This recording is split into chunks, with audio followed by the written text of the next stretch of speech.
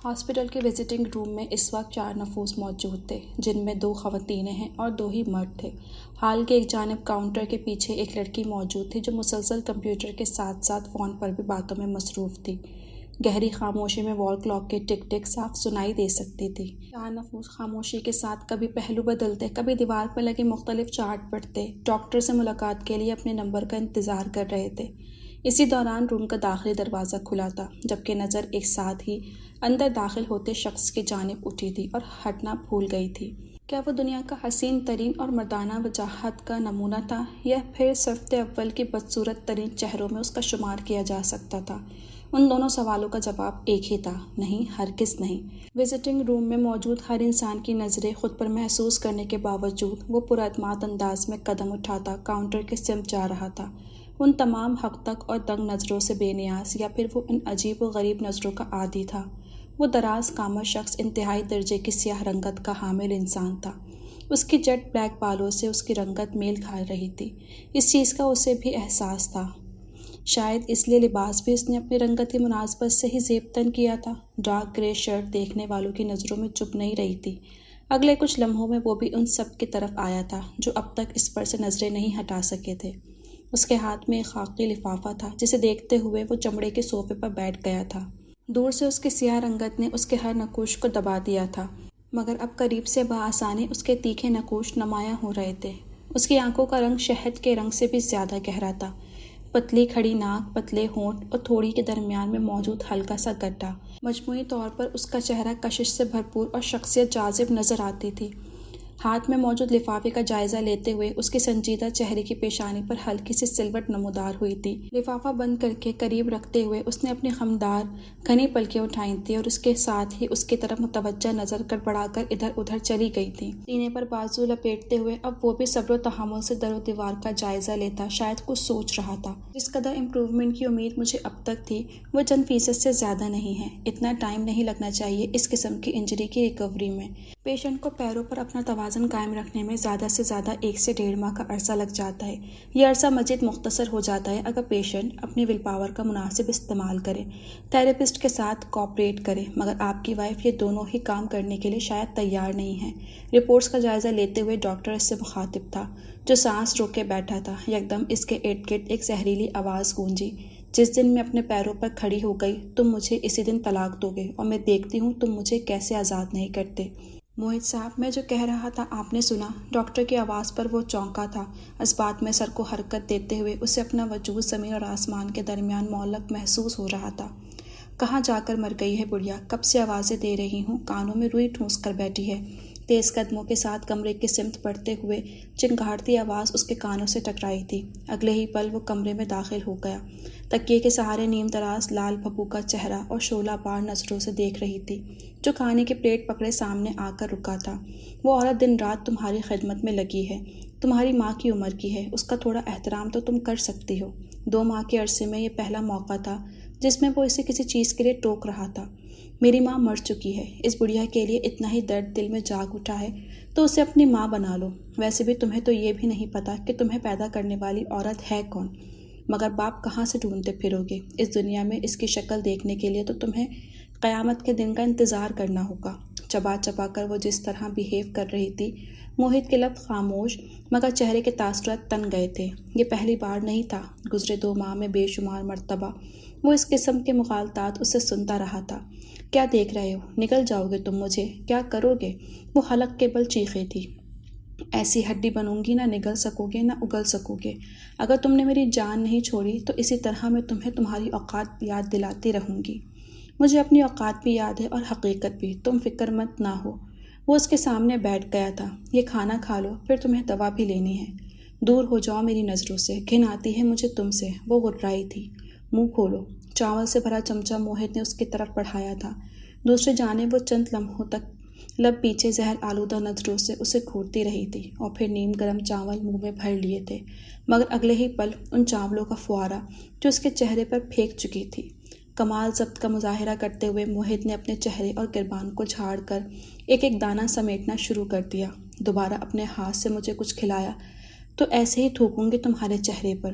وہ چیخی تھی۔ میں صرف اس خوف سے دوبارہ یہ کام نہیں کروں گا کہ میں رکس کی بے حرمتی برداشت نہیں کر سکتا۔ اس کے سامنے سے اٹھتا وہ بولا تھا، تمہارے ہاتھ میں آ کر رکس بھی زہر بن جاتا ہے، جو حلال بھی نہیں ہوتا، بالکل تمہاری طرح۔ کیا تمہیں نہیں معلوم؟ اس کے زہر خن لہجے پر وہ پلیٹ سائڈ ٹیبل پر رکھتا سامنے سے ہٹ گیا۔ بیچارہ کچھ کر بھی تو نہیں سکتا سوائے خون کے گھونٹ پینے کے۔ کیا کروں؟ تمہیں آئینہ دکھائے بغیر رہا بھی نہیں جا سکتا۔ تمہاری ڈسی ہوئی جو ہوں، اپنی صفاکی کو محبت کا نام دے کر تم نے میری مجبوری اور لاچاری کا فائدہ جو اٹھایا ہے۔ اس کے تلخ طنزیہ لہجے پر موہت نے اسے دیکھا تھا۔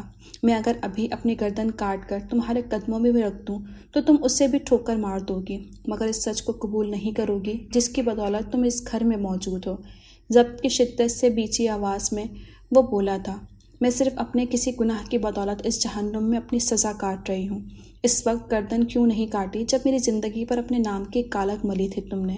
مگر تم ایسا کیوں کرو گے؟ ایک پاس عورت پر نظر ڈالتے ہوئے نہ پہلے تمہیں شرم آئی، نہ اب مجھ سے نظر ملاتے ہوئے شرم آتی ہے مجھے شرم۔ اس کے ایک دم بلند ہوتی آواز پر وہ بری طرح ٹھٹکی، اس کے مزید سیاہ پڑتے چہرے کو دیکھ رہی تھی۔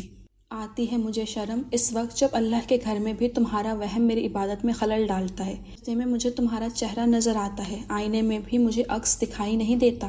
شرم آتی ہے مجھے اپنے رب سے یہ شکایت کرتے ہوئے کہ اس نے کیوں ایک عورت کے پیچھے میرے دل کو اتنا مجبور کیا کہ آج وہی عورت دن رات مجھ پر کیچڑ اچھالتی ہے اور میں سمیٹتا ہوں۔ اب میں چاہتا ہوں کہ وہ تمہاری جیسی نفرت اور سختی میرے دل میں بھی ڈال دے، بالکل اسی طرح جس طرح اس نے تمہاری محبت اور جستجو میرے دل میں ڈال دی تھی۔ مگر وہ نہیں سن رہا، مجبور اور لاچار تم نہیں میں ہوں۔ سرخ ہوتی آنکھوں سے اسے دیکھتا وہ کمرے سے نکل گیا تھا۔ آج شاید اس کے ضبط کی انتہا ہو گئی تھی، کیونکہ گزرے 2 ماہ میں یہ چیز بھی پہلی بار ہوئی تھی کہ اتنی بلند آواز میں وہ اس کے سامنے یہ سب کچھ بول گیا تھا، جس کے سامنے بولنا تو درکنار نظر اٹھانا بھی وہ مشکل تصور کرتا تھا۔ جاب کے ریکوائرمنٹ کے تحت اسے بھی ہر سال کی طرح آج اپنے فزیکل چیک اپ کے لیے ہاسپٹل کا رخ کرنا پڑا تھا۔ کام کے لیے وہ وقت بالکل نہیں نکال پا رہا تھا، مگر بہرحال کل وہ ڈاکٹر سے اپائنٹمنٹ لینے میں کامیاب ہو چکا تھا۔ اس نے شکر ادا کیا تھا کہ وزٹنگ روم خالی تھا۔ وہ جلدی سے جلد اس سو کالڈ فارمیلٹی کو مکمل کر کے یہاں سے بھاگنا چاہتا تھا۔ ریسیپشنسٹ سے ہدایت کے مطابق اسے پہلے اپنے ڈاکٹر کے اسسٹنٹ سے ملنا تھا۔ یہ بات وہ بھی جانتا تھا کہ ایک عورت نوعمر لڑکے کے ساتھ باہر آ رہی تھی۔ ان دونوں کے گزرتے ہی اس نے روم میں داخل ہونا چاہا، مگر یکدم اس کے قدم رکے تھے۔ روم کے اندر صرف وہ موجود تھی جس کی پشت تھی وہ دیکھ سکتا تھا۔ ٹیبل کے پاس کھڑی شاید وہ کچھ پڑھنے میں مصروف تھی۔ چمکتے ہوئے اسٹیپ کٹ بال پونی ٹیل کی شکل میں جکڑے ہوئے تھے۔ گردن کے سفید جلد پر دھمکتی زنجیر تیز روشنی میں نمایاں تھی۔ سفید اور گلابی امتیاز کے لباس کے ساتھ اس کے دائیں کاندھے پر سفید براق دوپٹہ لٹکتا فرش کو چھو رہا تھا۔ اونچی ہیل میں وہ اپنے قد سے زیادہ دراز دکھائی دے رہی تھی۔ دروازے پر رکا ہوا فیصلہ نہیں کر پا رہا تھا کہ یہیں سے لوٹ جائے یا اس لڑکی کو اپنی طرف متوجہ کرے، اور یہی چیز اسے تذبذب میں مبتلا کر رہی تھی۔ اس سے پہلے کبھی اس کا سابقہ کسی فیمیل اسسٹنٹ سے نہیں ہوا تھا۔ ایسا نہیں تھا کہ اس کے لیے کسی عورت کا سامنا کرنا یا بات کرنا مشکل تھا۔ زیر اور کافی سنجیدہ ہونے کے باوجود اپنے آفس کی فیمیل کولیگ سے اس کے تعلقات کافی خوشگوار تھے، مگر یہاں معاملہ کچھ الگ تھا۔ اسے یہ بھی فکر تھی کہ اگر اس لڑکی نے پلٹ کر اچانک اسے اپنے سامنے دیکھا تو اس کا کیا ری ایکشن ہوگا، کیونکہ اسے اندازہ تھا کہ اپنے بہت ہی ڈارک کمپلیکشن کی وجہ سے پہلی نظر دیکھنے والے کے لیے کوئی الگ سی چیز بن جاتا تھا۔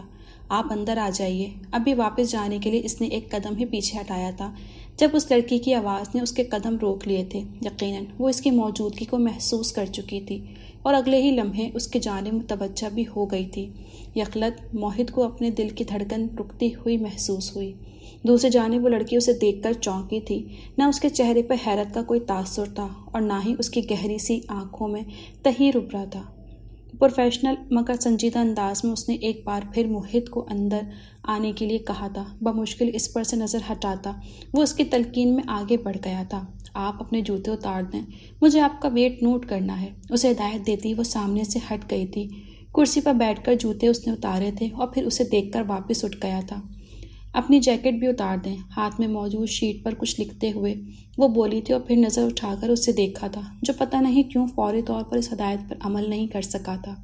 جلدی کریں، آپ پہلے ہی کافی لیٹ ہو چکے ہیں، ڈاکٹر صاحب انتظار کر رہے ہیں۔ اس کے لہجے سے ٹپکتی ناراضگی نے موہت کو بری طرح شرمندہ کیا تھا۔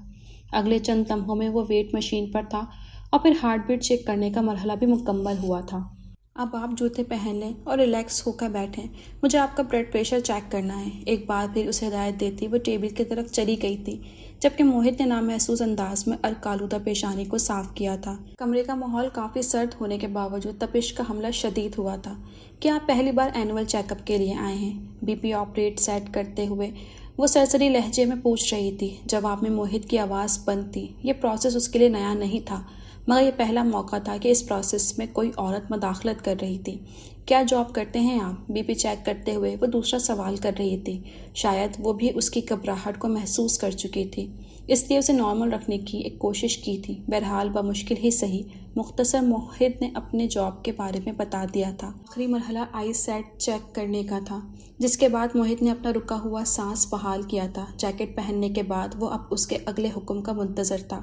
یہ لیجیے آپ کا فولڈر، اب آپ ڈاکٹر صاحب کے پاس جا سکتے ہیں۔ اس سے فولڈر لیتے ہوئے موہت نے ایک نظر اس کے سنجیدہ چہرے پہ ڈالی تھی اور پھر ڈاکٹر کے روم کی جانب بڑھ گیا تھا۔ تقریباً 15 منٹ بعد وہ واپس اسی روم میں آیا تھا۔ نظر اس پر ہی تھی جو ارد گرد سے غافل پیپر پہ کچھ لکھنے میں مصروف تھی۔ وہ نہیں جانتا تھا کہ اسے کیا ہوا تھا۔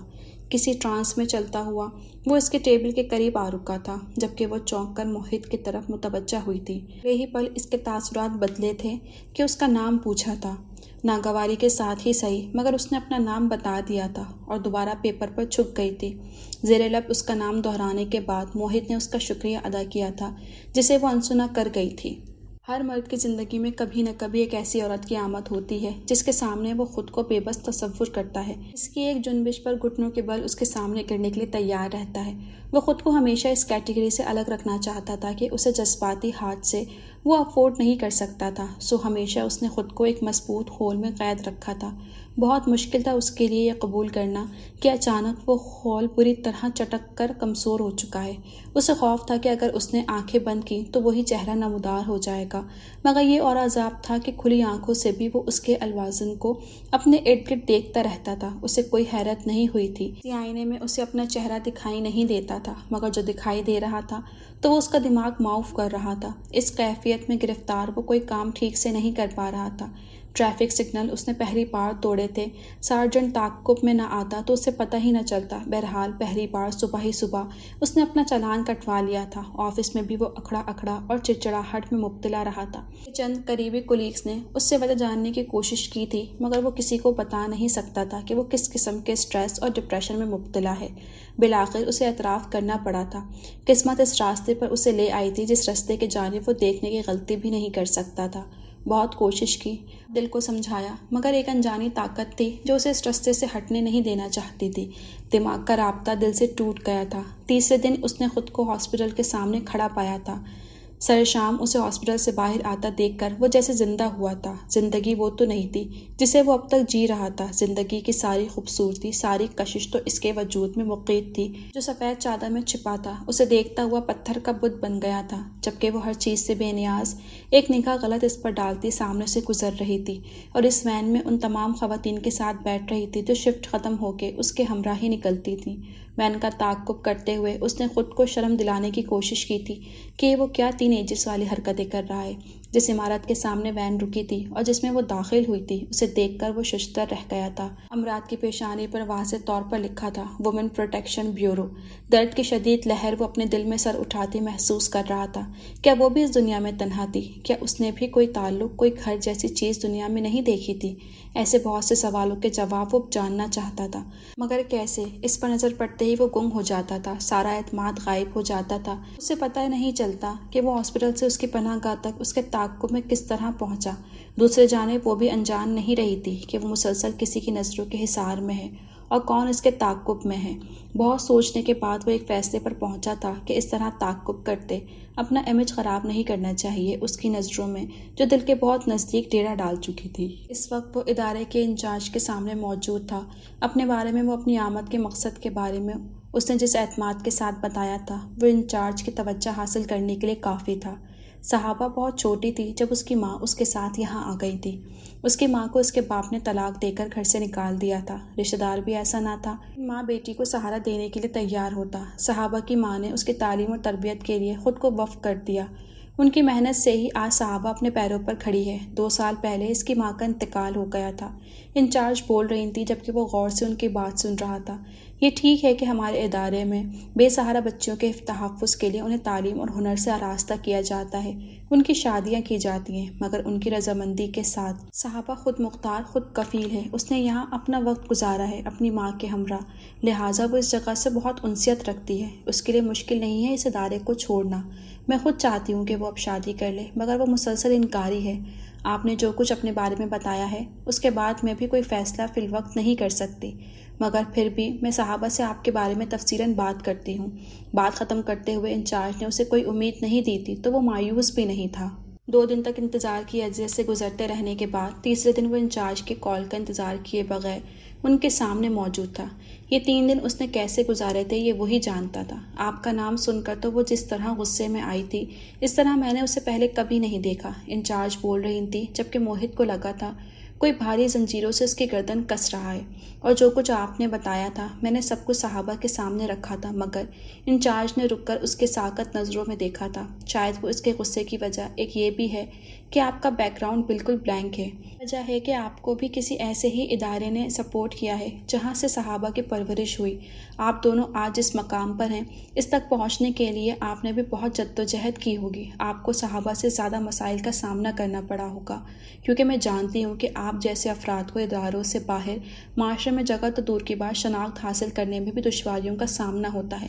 آپ کے بارے میں سب کچھ جاننے کے بعد میں ذاتی طور پر بہت متاثر ہوئی ہوں، مگر مجھے یہ کہنا پڑے گا کہ ہر چیز کے باوجود آپ میں اور صحابہ میں ایک فرق موجود ہے جو کسی بھی طرح نظر انداز نہیں کیا جا سکتا، اور وہ یہ ہے کہ صحابہ کو اپنے والد کے بارے میں اور اپنے شجر و نبض کے بارے میں سب کچھ معلوم ہے۔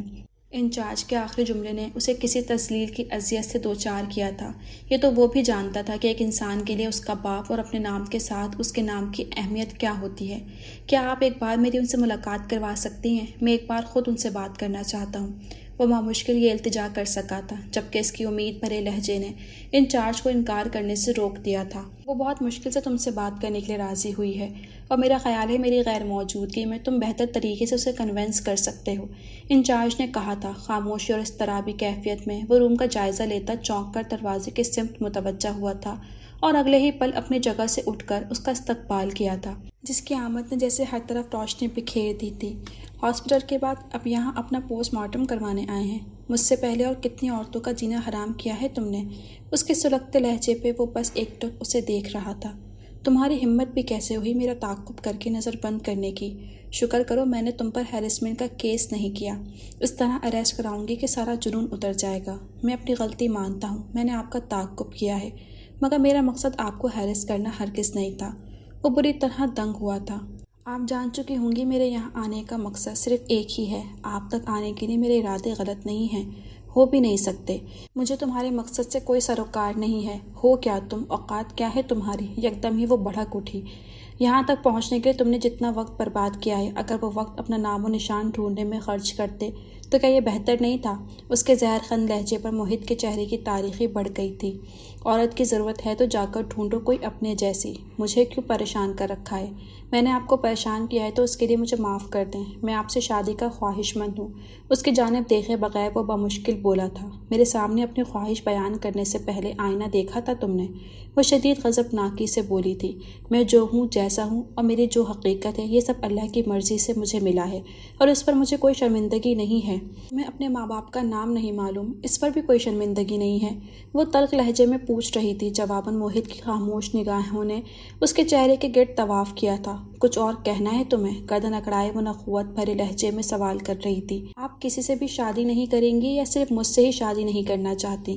تم اپنے آپ کو اس قابل سمجھتے ہو کہ تمہارا مقابلہ کسی دوسری ذات سے کیا جائے؟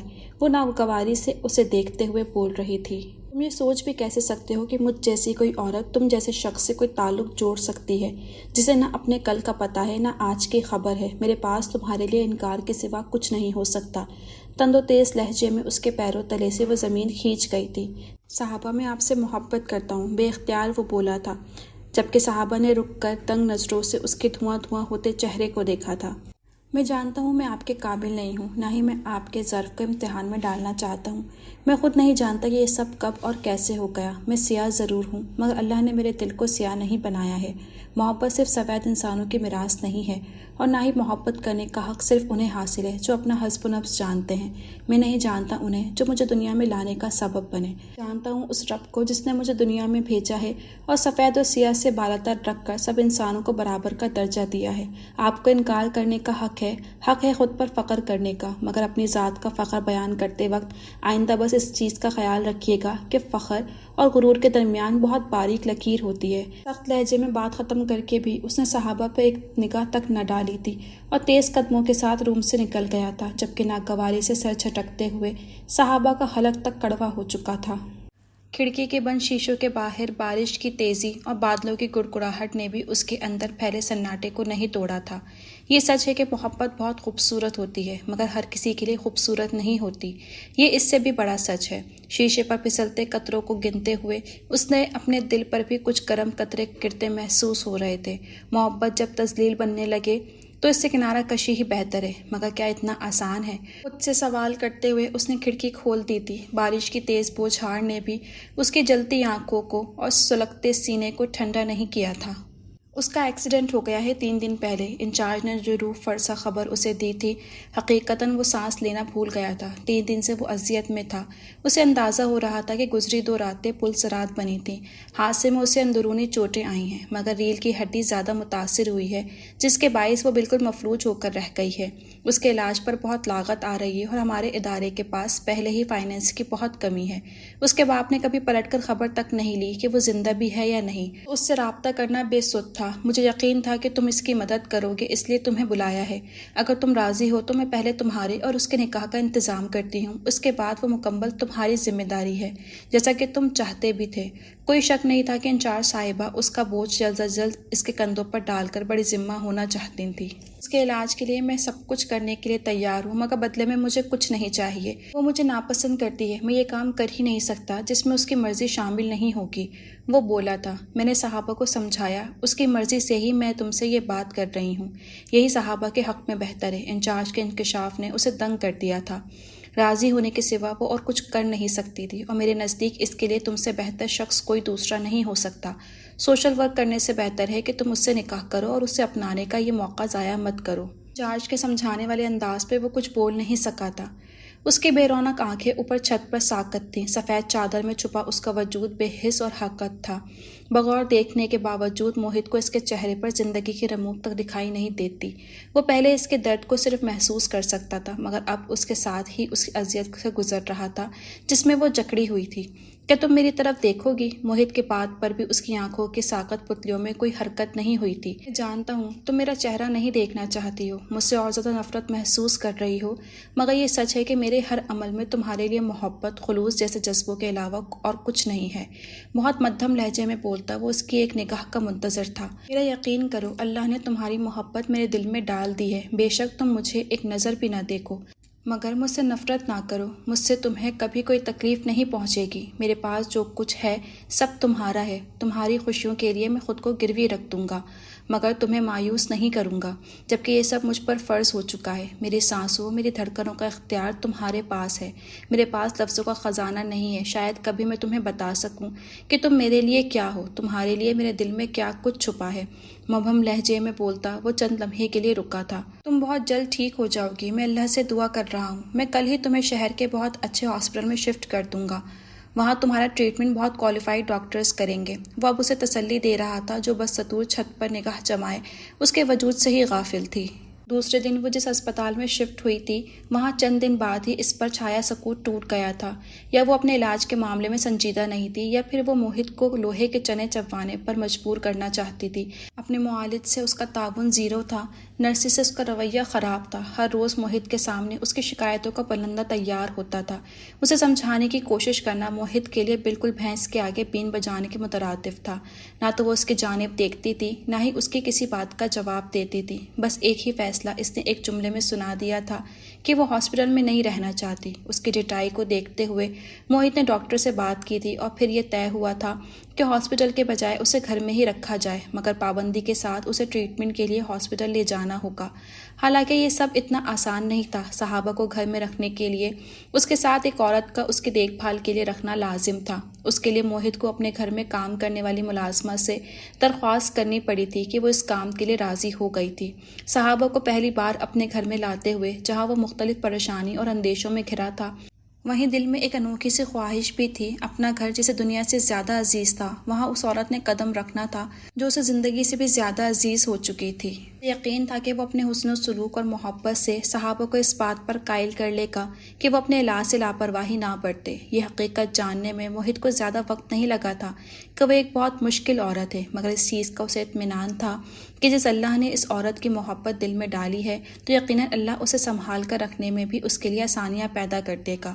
اپنے گھر میں صحابہ کا پہلا دن اس کے لیے انتہائی اہمیت کا حامل تھا۔ اس رات بغیر کسی جھجک کے موہت نے اپنا دل اس کے سامنے کھول کر رکھ دیا تھا۔ اسے معلوم تھا کہ وہ اس کی کسی بات کو خاطے میں نہ لائے گی، نہ یقین کرے گی، نہ ہی کوئی تبصرہ کرے گی، لیکن پھر بھی وہ اس کے سامنے اقرار کرتا رہا۔ اپنی بےتابیاں، اپنے جذبات کو مزید اس سے چھپا نہیں سکتا تھا، اور اسی دوران محبت کی شدت میں کسی کمزور لمحے کی ضد میں آ کر اس نے پہلی بار صحابہ کا ہاتھ تھام لیا تھا، اور یہی لمحہ جیسے قیامت بن گیا تھا۔ وہ جو اب تک کان بند کیے دیوار کو تک رہی تھی، اس کے چھوتے ہی شعلے کی طرح بھڑک اٹھی تھی۔ اس کی چیخوں اور چنگھاڑوں سے در و دیوار گونج اٹھے تھے۔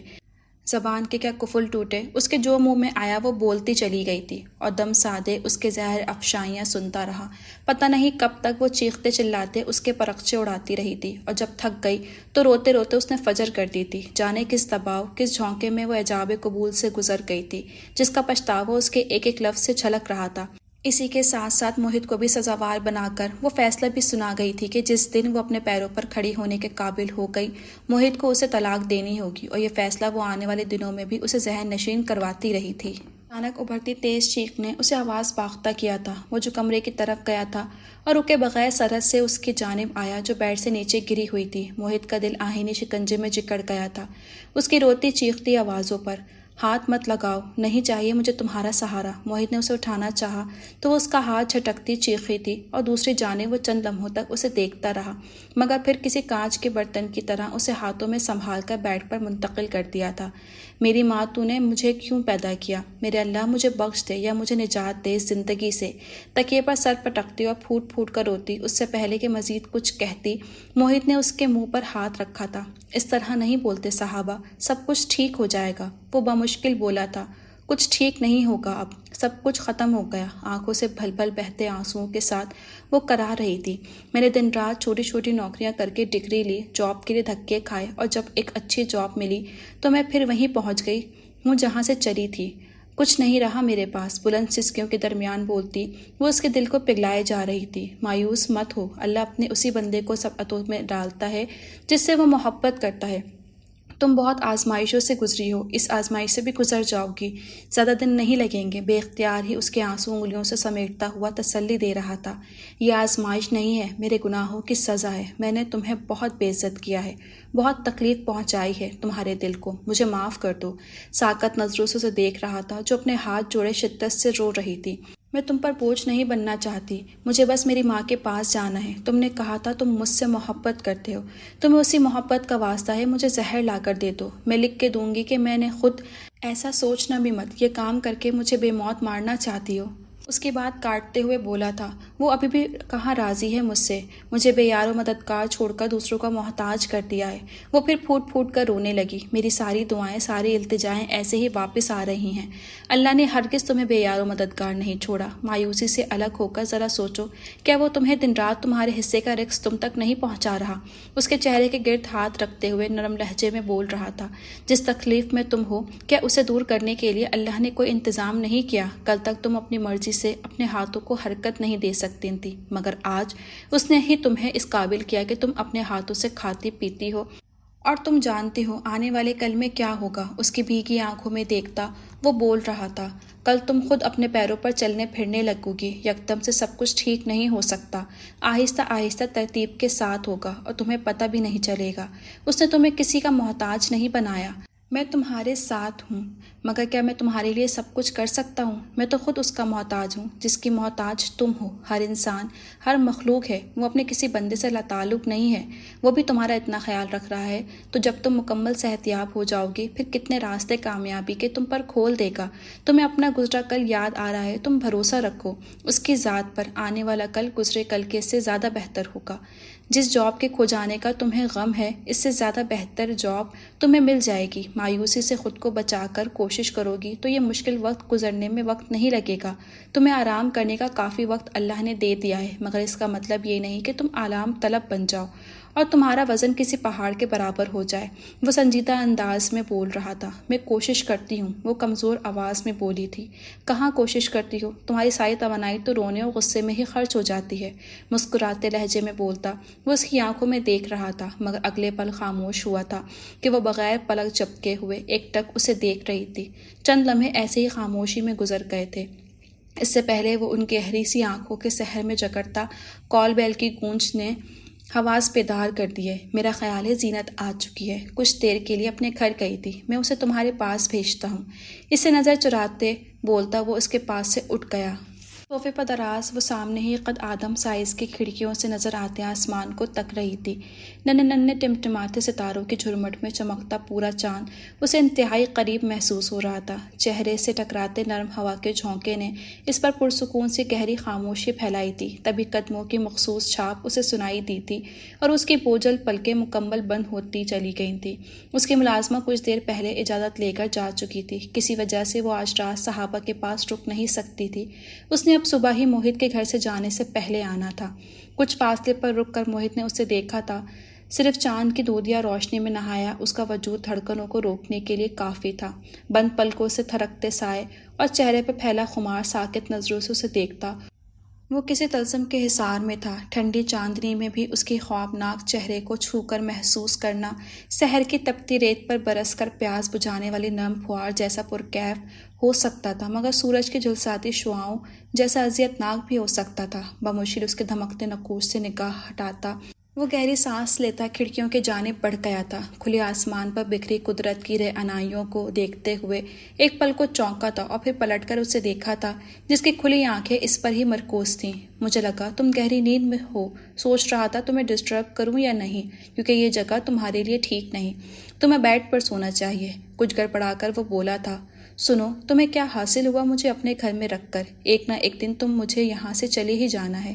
اس کے سپاٹ چہرے پہ وہ چند لمحوں تک اسے دیکھتا رہا۔ تم نے میرے لیے جو کچھ کیا ہے اس کے بعد بھی میرے قدم نہیں رکیں گے اور یہ تم جانتے ہو۔ وہ مزید بولی، کیا حاصل ہوا، کیا گوایا، یہ سب میں بھی اسی دن سوچوں گا اور تمہارے قدموں کو روکوں گا بھی نہیں۔ وہ مدھم لہجے میں بولا تھا، میرے جانے کے بعد تم کسی دوسری عورت کو اس گھر میں لے آنا۔ اس کے مشورے پہ موہت نے اسے دیکھا تھا۔ تمہیں لگتا ہے تمہارے بعد میں کسی دوسری عورت کی جانب دیکھنے کے قابل بھی رہا ہوں؟ اس کے سنجیدہ سوالیہ لہجے پر وہ ایک پل کو رک گئی تھی۔ میں نے تم جیسا کوئی دوسرا انسان اپنی زندگی میں نہیں دیکھا۔ اس پر نظریں جمائے وہ بولی تھی، جو لائٹ آن کرنے کے بعد واپس کھڑکی کے سمت آ رہا تھا۔ تم نے اپنے ماں باپ کے بارے میں جاننے کی، انہیں تلاش کرنے کی کوشش نہیں کی تھی؟ ایک عرصہ اس کوشش میں گزارا ہے۔ اپنی شناخت، اپنی پہچان ایک مرد کے لیے کیا اہمیت رکھتی ہے وہ میرے جیسا انسان زیادہ بہتر جانتا ہے، مگر باپ کی موجودگی میں اس کی شفقت سے محروم رہ جانے کا جو درد تمہارے دل میں ہے اسے بھی میں محسوس کر سکتا ہوں۔ اس کے گہرے سنجیدہ لہجے پر صحابہ کے چہرے پہ ایک سایہ آیا تھا۔ میں اپنے باپ کے بارے میں تم سے کچھ نہیں سننا چاہتی، وہ سرد لہجے میں بولی تھی۔ بس ایک سوال پوچھوں گا، اگر انہوں نے کبھی تم سے معافی مانگی تو کیا تم انہیں معاف کر دو گی؟ وہ جانے کیوں یہ سوال کر رہا تھا۔ نہیں، معاف کر دینے سے میرا مسیح شدہ بچپن لوٹ کر نہیں آئے گا، نہ زخم بھریں گے، نہ میری ماں قبر سے نکل آئے گی۔ اس کے تلخ لہجے پر وہ خاموش رہا تھا۔ کیا تم اپنے ماں باپ کو معاف کر سکتے ہو جو تمہیں نام دے سکے نہ مقام؟ وہ پوچھ رہی تھی۔ نہیں، میں نے انہیں معاف نہیں کیا ہے، لیکن مجھے معلوم ہے کہ قیامت کے دن جب میں انہیں دیکھوں گا اور جب مجھے ان سے سوال کرنے کا اختیار دیا جائے گا تو میں ان سے کوئی شکایت، کوئی سوال نہیں کر سکوں گا۔ فرش پر نظر جمائے وہ بولا تھا، پتہ نہیں کس سوچ میں گم ہو گیا تھا۔ خاموشی کے ساتھ وہ اسے دیکھتی گئی تھی۔ سیاہ رنگ کی شرٹ کی آستین کوہنیوں تک چڑھائے، سینے پر ہاتھ لپیٹے وہ کھڑکی کے پٹ سے پشت ٹکائے جانے کہاں گم تھا۔ اس کے چہرے کے عقب میں پھیلا آسمان اس کے چہرے سے زیادہ تاریخ نہیں تھا، مگر یہ ایک عجیب سی بات تھی کہ اس کے چہرے کے بالکل قریب نمایاں ہوتا چاند اس کے چہرے سے زیادہ پرکشش نہیں لگ رہا تھا۔ پہلے صحابہ کو شک تھا کہ اتنا صبر، اتنا ضبط اس دنیا کے کسی انسان میں نہیں ہو سکتا، مگر اس وقت صحابہ کو یقین ہو رہا تھا کہ وہ واقعی کوئی ماروئی مخلوق تھا۔ جب اس نے موہت کو چونکتے دیکھا تھا تو وہ اپنی آنکھیں بند کر گئی تھی۔ کچھ دیر بعد صحابہ نے دیکھا وہ کھڑکیاں بند کرتا اس کی طرف آ رہا تھا، بہت احتیاط کے ساتھ۔ اس کے ہلکے نیلے لباس میں قید وجود کو باہوں میں اٹھائے وہ کمرے کی سمت بڑھ گیا تھا۔ تم نے طلاق کے پیپر بنوا لیے؟ صحابہ نے پوچھا تھا۔ جواباً ایک پل کو رک کر موہت نے اس کے بے رحم آنکھوں میں دیکھا تھا، پھر خاموشی سے پیچھے ہٹ گیا تھا۔ تم جب تک مجھے جواب نہیں دو گے میں دن رات یہ سوال دہراتی رہوں گی۔ اس کی خاموشی پر وہ بولی۔ دوسری جانب وہ خاموشی سے اس پر کمبل پھیلا رہا تھا۔ تبھی کال بیل کے ساتھ باہر دروازہ دھڑدھڑانے کی آواز بھی گونجی تھی۔ صحابہ کی نظر وال کلاک کے سمت گئی تھی، جبکہ موہت خود بھی حیران ہوتا کمرے سے نکلا تھا۔ رات کے اس وقت کس کی آمد ہو سکتی ہے؟ ابھی وہ یہ سوچ ہی رہی تھی کہ کچھ عجیب سا شور باہر اٹھ رہا تھا۔ صحابہ کی نظر دروازے کی سمت ہی گئی تھی کہ اگلے ہی پل اس کا دل اچھل کر حلق میں آ گیا۔ دو دندناتے ہوئے اجنبی چہرے کمرے میں گھسے تھے۔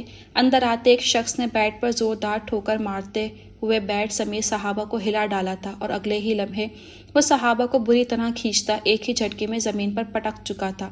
اس کے حلق سے چیخیں بلند ہو گئی تھیں جب وہ تینوں مرد موہت کی مذمت پر اسے قابو کرتے زمین پر گرا چکے تھے۔ آواز بند کرو اپنی۔ موہت کو چھوڑ کر ایک شخص دھاڑتا ہوا اس کی طرف پلٹا جو کمبل سمیت منہ کے بل گری ہوئی تھی۔ اس کے قریب مت جانا۔ بری طرح بپھر کر خود کو آزاد کرواتا وہ اٹھا ہی تھا جب ایک شخص نے ریوالور کی ضرب اس کے سر پر مار کر اسے گرا دیا۔ دوسری جانب اس شخص کے پے در پہ ٹھوکروں نے صحابہ کی آواز بلند کر دی تھی۔ شدید اذیت نے اسے ادموا کر ڈالا تھا۔ ہم یہاں کسی کی جان لینے نہیں آئے ہیں، پولیس ہمارے تعاقب میں ہے، اور جب تک باہر پولیس ہے حلق سے آواز مت نکالنا۔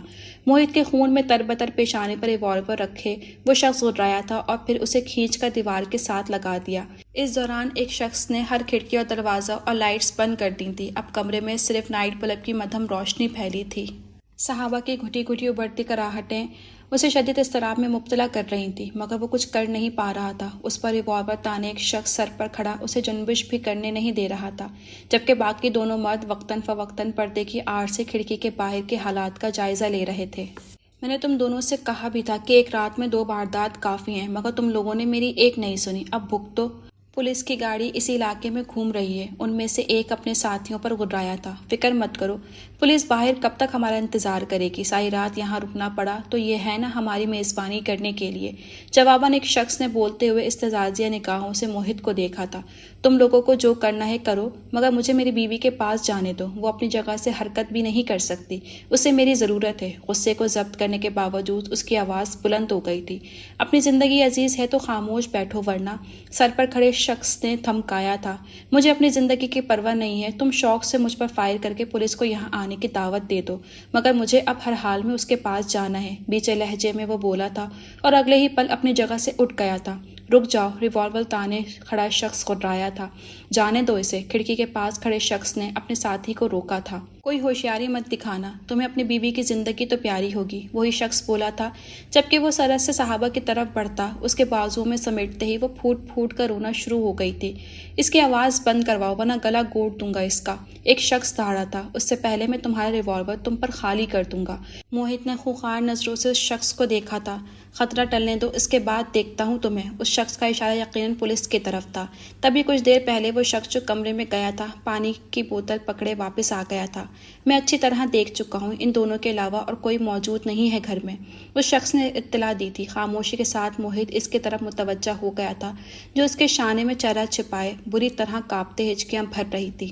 اس سے مت ڈرو، یہ اس سے زیادہ اور کچھ نہیں کر سکتے، سرگوشی کرتے ہوئے موہت نے اسے تسلی دی تھی اور سامنے پہرے داری کے لیے ٹہلتے شخص پر ایک نگاہ ڈالی تھی۔ غور سے سنو میری بات۔ موہت کی مدھم سرگوشی نے اسے چونکا دیا تھا۔ میرے پیچھے ٹیبل کے آخری دراز میں ریوالور ہے۔ ایک پل کو رک اس نے دوبارہ سرگوشی کی تھی، جبکہ صحابہ کی سانس رک گئی تھی۔ ابھی لائٹ آف ہے، احتیاط کے ساتھ ریوالور نکال کے میری پاکٹ میں ڈال دو۔ میری ہر حرکت ان کی نظر میں آ رہی ہے، مگر تم یہ کام کر سکتی ہو۔ موہت کی ہدایت نے اس کی جان نکال دی تھی۔ اس نے شانے میں منہ چھپائے وہ نفی میں سر ہلا گئی۔ یہ لوگ کسی بھی وقت لائٹ آن کر دیں گے، تمہارے پاس وقت کم ہے، وہ بولا تھا۔ میں کم از کم اس شخص کو اپنے پیروں پہ یہاں سے نہیں جانے دوں گا جس نے تمہیں تکلیف پہنچائی ہے. نہیں، ان لوگوں کو پتہ چل گیا تو وہ تمہیں مار دیں گے. اس بار وہ مدھم لرزتی آواز میں بولی. تو کیا فرق پڑتا ہے، میں زندہ رہوں یا مر جاؤں؟ تم نے تو ہر صورت میں مجھے چھوڑ کر میری زندگی سے نکل جانا ہے. اس کے سرگوشیانہ لہجے میں کچھ تھا جس نے صحابہ کو ساکت کر دیا تھا. دراز کھولو. موہت نے پھر سرگوشی کی تھی. خوف سے لرزتی وہ پسینے میں بھیگ چکی تھی جب ریوالور سے اس کا ہاتھ ٹکرایا تھا. کمرے میں مدھم روشنی تھی. سائڈ ٹیبل بالکل موہت کے پشت پر تھی، سو اس کی یہ حرکت ان دونوں اشخاص کی نظر میں نہیں آ سکتی تھی. ان تینوں کا دھیان باہر پولیس کی گاڑی کی طرف تھا، یا پھر وہ ان دونوں کو بے زر ہی سمجھ رہے تھے. خوف سے اس کی انتہائی تیز ہوتی دھڑکن موہت نے اپنے سینے پر بآسانی محسوس کی تھی جب وہ ریوالور اس کی پاکٹ میں چھپا رہی تھی. تم نے بہت اچھی طرح یہ کام کیا ہے. صحابہ کو ایک بار پھر اپنے وجود میں سنسنی سے دوڑتی محسوس ہوئی تھی جب سرگوشی کے ساتھ پرحدت سانسیں اس کے رخسار سے ٹکرائی تھیں. انتہائی قربت کا یہ احساس اچانک شدید ہوا تھا، مگر یہ بھی سچ تھا کہ ان مضبوط بازوؤں کے حصار میں پناہ کا مکمل یقین انوکھا طمانینت بخش تھا. ورنہ آدھی رات میں ان تینوں جرائم پیشہ ورانہ چہروں والے آدمیوں کی یلغار پر وہ ہوش ہی گنوا بیٹھتی. خاموشی کے ساتھ وہ ان کی کارروائی دیکھ رہا تھا جو بیڈ روم کا ایک ایک کونا کھنگالنے میں مشغول تھے. اس کمرے میں جو رقم تمہیں ملی ہے اس کے علاوہ کچھ نہیں ہے اس گھر میں. موہت نے اطلاع دے کر ان کی مشکل آسان کی تھی. کون کہتا ہے تمہارے پاس اور کچھ نہیں ہے؟ چہرے پر خباثت سجائے ایک شخص قریب آیا تھا. اس کی نظریں موہت کے گربان پر اٹکے صحابہ کے ہاتھ پر دوڑ رہی تھیں. اگلے ہی پل اس نے ایک رومال موہت کی طرف پھینکا. اس عورت کے سارے زیورات اتار کر اس رومال میں باندھ دو. میں ایسا ہرگز نہیں کروں گا. اس گھر سے تمہیں جو چیز لینی ہے لے جاؤ، میں نہیں روک رہا. وہ مشتعل ہوتا انکار کر گیا. وہ جانتا تھا کہ صحابہ کے یہ چند زیورات اس کے پاس اس کی ماں کی آخری نشانی ہیں. وہ ہرگز بھی ان زیورات کو صحابہ سے چھین لے جانے جیسی زیادتی برداشت نہیں کر سکتا تھا. ابھی موہت کی اس شخص سے تکرار جاری تھی کہ کب سے دوسرا شخص ہار اٹھا تھا. یہ دوبارہ انکار کرے تو ان دونوں کو گولیوں سے داغ کر زیور چھین لو. جلدی کرو. زرد پٹی کی طرح کانپتے ہوئے صحابہ نے اپنے زیور اتارنے شروع کر دیے تھے جو سونے کی 4 چوڑیاں، انگوٹھیوں اور کان کے بھاری بالیوں وغیرہ پہ مشتمل تھے. ایک نظر موہت نے اس کے بھیگے چہرے پہ ڈالی تھی اور پھر اس کے زیور رومال میں رکھ دیے تھے. فوراً آؤ، ہمیں نکلنا ہے. وہ دونوں شخص اپنے ساتھی کو آواز لگاتے دروازے کی سمت بڑھے تھے جو زیورات قبضے میں لے کر کھڑا ہوا تھا. تمہارے اس تعاون کے بدولت میں تمہارے کام آ سکتا ہوں. یکدم وہ شخص موہت سے مخاطب ہوا تھا. تم اگر چاہو گے تو میں ایک ہی گولی سے تمہاری بیوی کا کام تمام کر سکتا ہوں جاتے جاتے. کب تک ایک اپاہج عورت کے ساتھ زندگی گزارو گے؟ صحابہ کے حلق سے چیخ بلند ہوئی تھی جبکہ موہت اسے پرے ہٹاتا اس شخص پر جھپٹ پڑا تھا. اپاہج تم ہو، بوجھ ہو اس دنیا پر. اس شخص کا ریوالور اس کے منہ پر مارنے کے بعد اب وہ اسے کھینچتا ہوا باہر لے جا رہا تھا.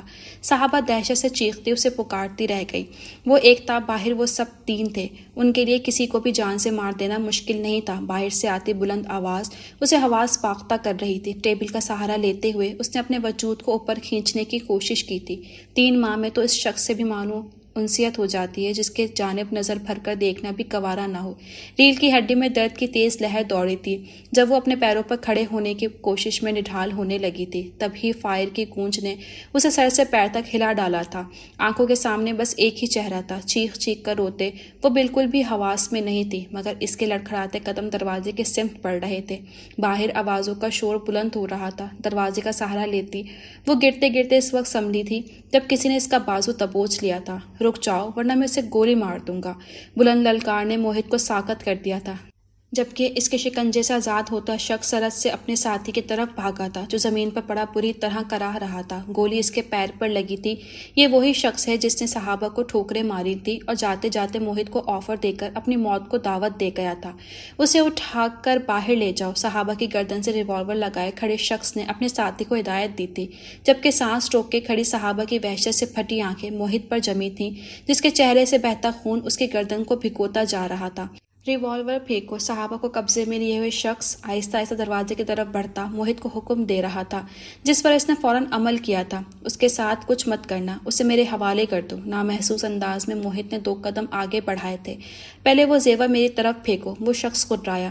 میں یہ زیور تمہیں دینے کے لیے تیار ہوں مگر تم پہلے اس سے دور ہو جاؤ. موہت نے ایک آخری کوشش کی تھی. جو کہا ہے اس پر عمل کرو. زیور میرے حوالے کرو. وہ شخص پھر خدرایا تھا. موہت نے ایک نگاہ صحابہ کے سفید پڑتے چہرے پر ڈالی اور پھر رومال میں لپٹے زیورات اس شخص کی سمت اچھال دیے تھے. رکی ہوئی سانس کے ساتھ وہ اس کی جانب قدم دھیرے دھیرے بڑھاتا جا رہا تھا جو اس شخص کے گرفت میں کھینچتی دور ہوتی جا رہی تھی. دروازے تک پہنچ کر وہ شخص چند لمحوں کے لیے رکا تھا۔ اگلے ہی پل صحابہ کی حلق سے اندروناک چیخ بلند ہوئی تھی جب اس شخص نے اسے ایک جھٹکے سے آگے کی جانب دھکیلا تھا۔ بری طرح لڑکھڑاتی وہ اس کے جانب آئی تھی جو بجلی کی سی تیزی سے اس تک پہنچتا اسے سینے میں جیسے جبس کر گیا تھا۔ تم ٹھیک ہو؟ اسے خود سے دور کرتے ہوئے موہت کی حالت ماہی بے آب جیسی ہوئی۔ کیا ضرورت تھی تمہیں ان لوگوں سے الجھنے کی؟ تمہاری زندگی خطرے میں آ سکتی تھی۔ تم نے میرے بارے میں بھی نہیں سوچا تھا؟ اس کا خون آلودہ گربان ہاتھ میں جکڑے وہ چیخیں تھی۔ تمہارے بارے میں ہی تو سوچا تھا۔ میری زندگی کی کوئی قدر و قیمت نہیں جو میں اس کی پرواہ کرتا۔ اس کے لہجے کی تھکن نے صحابہ کے آنسوؤں کی روانی میں اضافہ کیا تھا۔ تمہاری نظر میں نہ ہو مگر میری نظر میں ہے تمہاری زندگی کی قدر و قیمت، وہ لرزتی آواز میں بولی تھی۔ کتنا خون بہہ گیا ہے؟ نہیں، موہت نے اپنے چہرے کی طرف بڑھتے اس کے ہاتھ کو روکا تھا۔ میرا یہ غلیظ لہو پہلے ہی تمہارے چہرے اور لباس کو داغدار کر چکا ہے۔ ایسا مت کہو اپنے لیے، مجھے اور میری نظروں میں مت گراؤ۔ بے اختیار صحابہ نے اس کے سینے سے چہرہ ٹکا دیا تھا۔ مجھے معاف کر دو، میں تمہارے زیور نہ بچا سکا، وہ تمہاری جان سے بڑھ کر نہیں تھے، وہ سسکتی آواز میں بولی تھی۔ تمہیں اس طرح کھڑے رہنے سے تکلیف ہو رہی ہوگی، آؤ میں تمہیں کمرے تک لے چلوں، وہ بولا تھا اور پھر اسے سہارا دے کر کمرے کے سمت بڑھ گیا۔ میں بہت خوش ہوں تمہیں اپنے پیروں پر چلتا دیکھ کر، میری دعائیں قبول ہو گئی ہیں۔ اس کے بجھے لہجے پر صحابہ نے نظر اٹھا کر اس کے سرخ سیال سے تربتر چہرے کو دیکھا تھا۔ تکیے سے پشت لگا کر بیٹھی وہ اس کی طرف متوجہ ہوئی تھی جو کمرے میں داخل ہوا تھا۔ خون آلودہ اب اس کا چہرہ تھا، نہ لباس، لائٹ براؤن لباس میں ملبوس وہ اس کے سامنے آ بیٹھا تھا، جبکہ وہ دنگ نظروں سے اس کے ستے ہوئے چہرے اور سرخ آنکھوں کو دیکھ رہی تھی۔ صحابہ سے نظر ملائے بغیر وہ اب بھیگے ٹاول سے اس کے چہرے پہ لگا خون صاف کر رہا تھا۔ تم نے پولیس اسٹیشن میں فون کر دیا؟ صحابہ نے اسے مخاطب کیا۔ ہاں، میں پوری کوشش کروں گا، کم از کم تمہارے زیور تمہیں واپس مل جائیں، وہ مدھم لہجے میں بولا تھا۔ صحابہ بخوبی اس کے تاثرات کو دیکھ رہی تھی جو اب اس کا ہاتھ تھامے انگلیوں پر جمع خون صاف کر رہا تھا۔ کچھ عجیب سا محسوس کرتے صحابہ نے اس سے مخاطب کرنا چاہا تھا مگر اگلے ہی پل وہ دھک سے رہ گئی۔ موہت کی گرفت میں موجود اپنے ہاتھ پر چند گرم قطرے ٹپکتے اس نے دیکھے تھے۔ کیا ہوا تمہیں؟ صحابہ کے دل میں کوئی چیز چبھی تھی۔ سرعت سے اس نے موہت کا ہاتھ پکڑا تھا جو سامنے سے ہٹ رہا تھا۔ میں نے بہت پستی سے اپنا سفر شروع کیا تھا، بالکل تنہا۔ پہلی نظر تمہیں دیکھنے کے بعد اپنی تنہائی کا شدید احساس ہوا، کسی بہت اپنے کی چاہت دل میں جاگی۔ مجھے نہیں معلوم تھا کہ محبت کیا ہوتی ہے، اور جب معلوم ہوا تب تک تم میری روح میں اتر چکی تھی۔ اسی محبت نے مجھے خود غرض بنا دیا تھا۔ اپنی حقیقت جاننے کے باوجود، تمہاری نفرت کے باوجود، میں نے اپنے آپ کو تم پر مسلط کر دیا، چاہتے ہوئے بھی کہ میں یہ بھول گیا تھا کہ مجھ جیسے انسان کو محبت کرنے کا کوئی حق نہیں ہے۔ مدھم لہجے میں بول کر اس نے نظر اٹھائی تھی، جبکہ ساکت نظروں سے وہ اس کی آنکھیں دیکھ رہی تھی۔ مجھے معاف کر دو، میں تمہیں پابند کروں گا نہ اصرار، مگر میں تم سے یہ کہنا چاہتا ہوں کہ میری زندگی میں جو واحد رشتہ ہے جو بغیر کسی شراکت داری کے ہے وہ صرف تمہارا ہے۔ اسے مجھ سے مت چھینو، مجھے خود سے جدا مت کرو، مت چھوڑ کر جانا مجھے اور اس گھر کو۔ شدت ضبط سے لرزتی آواز اور سرخ آنکھوں کے ساتھ وہ بول رہا تھا۔ اتنی سی بات کہنے میں تم نے اتنا وقت لگا دیا۔ ٹھیک ہے، میں کہیں نہیں جاؤں گی تمہیں چھوڑ کر۔ صحابہ کے مطمئن انداز پر وہ دنگ نظروں سے اسے دیکھتا رہ گیا تھا۔ ہر بار میرے مطالبے پر تم نے خاموشی اختیار کیے رکھی، کبھی یہ نہیں بتایا کہ تم کیا چاہتے ہو۔ اگر تم پہلے مجھ سے یہ سب کہتے تو میں پہلے ہی تمہاری بات مان لیتی۔ سنجیدہ نظروں سے صحابہ نے اسے دیکھا تھا جو اب بھی بے یقین تھا۔ اب تمہاری ہر خواہش پر سر جھکانا مجھ پر فرض ہو چکا ہے۔ پہلی وجہ تو یہ ہے کہ تم پہلے انسان ہو جس نے مجھ سے محبت کا دعویٰ ہی نہیں کیا بلکہ اس پر عمل کر کے بھی دکھایا ہے۔ دوسری وجہ یہ ہے کہ تم ہی ہو جو پیشانی پر بل لائے بغیر مجھے ہاتھوں میں اٹھائے گھر سے ہاسپٹل اور ہاسپٹل سے گھر تک کے چکر کاٹتے رہے ہو۔ تیسری وجہ یہ تھی کہ تم بڑی خندہ پیشانی سے 3 ماہ تک میری ہر غلط بات برداشت کرتے رہے ہو۔ چوتھی وجہ یہ ہے کہ تم میرے لیے کسی کو بھی گولی مار سکتے ہو، اور کیا صرف ان وجوہات کے بنا پر تم مجھ سے تعلق قائم رکھنا چاہتی ہو؟ اس کی بات کاٹتے ہوئے موہت نے سوال کیا تھا، جواباً وہ کچھ نہیں بول سکی تھی۔ میرے ساتھ زندگی گزارتے ہوئے تمہیں کچھ دشواریاں پیش آئیں گی صحابہ، میرے لیے خود پر جبر نہ کرو۔ میں کہہ چکا ہوں کہ میں تمہیں پابند نہیں کرنا چاہتا۔ اس کی جانب دیکھے بغیر وہ بولا تھا، مگر میں پابند ہونا چاہتی ہوں۔ میری زندگی پہلے بھی سہل نہیں رہی ہے۔ باپ کے نام اور اس کے خاندان نے مجھے اس دنیا میں بے آسرا چھوڑ کر میری دشواریوں میں مزید اضافہ کیا ہے۔ تمہارے ساتھ دشواریاں کم تو ہوں گی۔ اپنے ہاتھوں پر نظر جمائے وہ بولی تھی اور پھر اسے دیکھا تھا۔ میرا سوال اب بھی یہی ہے کہ تم صرف اسی لیے مجھ سے تعلق قائم رکھنا چاہتی ہو؟ موہت نے بغور اسے دیکھا جو ایک بار پھر اس کے سوال کو نظر انداز کرنا چاہ رہی تھی۔ تم نے بینڈیج ٹھیک سے نہیں کی ہے، بولتے ہوئے صحابہ نے اس کی آئی برو پر اوپر لگی بینڈیج کو ٹھیک کرنا ہی چاہا تھا کہ اس کا ہاتھ روک لیا۔ رکی ہوئی سانس سے وہ زیادہ دیر تک اسے نہیں دیکھ سکتی تھی، جو اس کے ہاتھوں کی نرمی کو اپنے چہرے سے مس کرتا ہونٹوں سے لگا رہا تھا۔ جب تک میرے سوال کا جواب نہیں ملے گا میں تمہارا ہاتھ نہیں چھوڑوں گا۔ ایک پل کو رک کر موہت نے گہری نظروں سے اس کے سرخ چہرے کو دیکھا تھا اور پھر دوبارہ اس کے ہاتھ پر جھک گیا تھا۔ اب میں تمہاری طرح محبت کے راگ نہیں الاپ سکتی، اس نے جھینپے ہوئے کچھ ناراض لہجے میں کہا۔ موہت نے مسکراتی نظروں سے اس کے دہکتے رخساروں اور رستی پلکوں کو دیکھا تھا۔ کیا حرج ہے؟ جب تم مجھے گالیاں دے سکتی ہو تو محبت کے راگ میرے لیے کیوں نہیں الاپ سکتی؟ یہ تو زیادتی ہے۔ موہت کے سنجیدہ لہجے پر صحابہ نے حیرت سے اسے دیکھا تھا اور اگلے ہی پل بے ساختہ کھلکھلا کر ہنستی چلی گئی تھی، جبکہ موہت کے لیے بہت مشکل ہو گیا تھا کہ اس کی زندگی سے بھرپور جھلملاتے چہرے اور چمکتی آنکھوں سے نگاہ ہٹانا۔ صحابہ کی جلترنگ کرتی ہنسی پرسکون مسکراہٹ میں بدل گئی تھی۔ وہ بہت نرمی اور جبز کے عالم میں اس کی آنکھیں چوم رہا تھا، سو اسے مہلت نہیں ملی موہت کو سچ بتانے کی کہ اسے سیاہ رنگ پہلے بہت پسند تھا، مگر اب سیاہ رنگ سے عشق ہو گیا ہے۔ پھر وہ کیسے اس انسان سے تعلق توڑ کر زندہ رہ سکے گی جسے اللہ نے اس کے پسندیدہ رنگ کے مطابق چن کر اس کا محافظ قرار کر دیا تھا؟